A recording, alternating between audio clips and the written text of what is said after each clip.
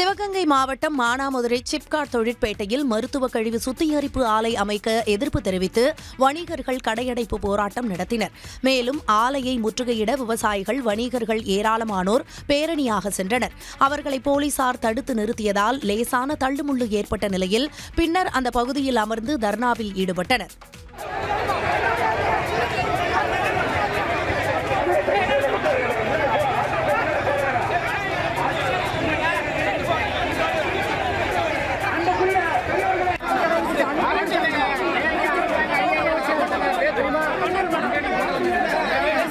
எங்க ஊர்ல மிக கிட்டத்துலதான் இருக்கு இந்த கம்பெனி ஆரம்பிச்சிருக்காங்க. இந்த கம்பெனி ஆரம்பிச்சீங்கன்னா எங்க ஊருக்கு ரொம்ப பாதிப்பு. எங்க ஊருக்கு தான் ஃபர்ஸ்ட் வரும்.